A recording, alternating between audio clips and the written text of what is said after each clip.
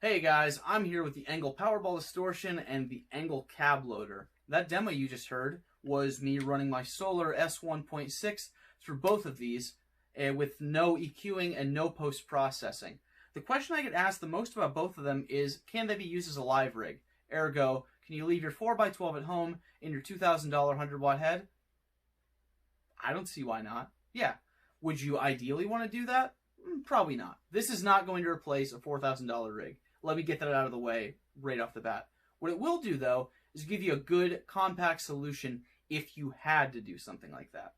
Let's start with the Powerball Distortion. Now, this impressive little unit is the lead circuit from an ENGL Powerball amp, but I don't really use it as an ENGL Powerball amp. You know, if you go into that expecting, well, this is going to sound exactly like a Powerball, you're going to be very sorely mistaken and disappointed.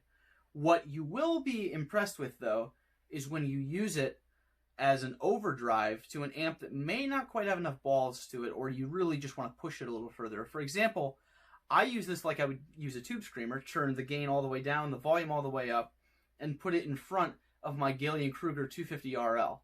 What that does is it gives more of an overdriven tone to an amp that does not have a great lead channel, but also gives it the character of an ENGL Powerball and gives it a tightness that you would not expect from a pedal. Now, this actually will cut out a lot of the bass and the really farty low mids that will muffle some of the sounds in your rhythm and lead playing and just give you a very, very crisp signal that will really, really impress you. So, moving on to the Cabloader now.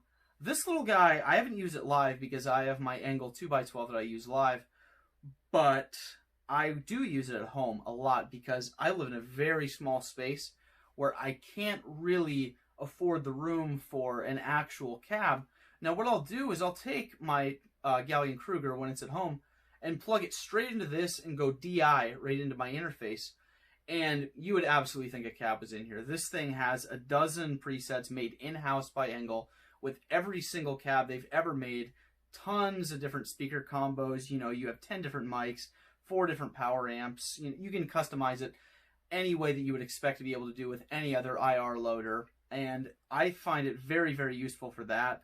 But if you were going to go into a situation where you just had room for a head or just had room for a pedal and you needed a solution as opposed to using a cab, yeah, you'd be able to get the job done live with this thing.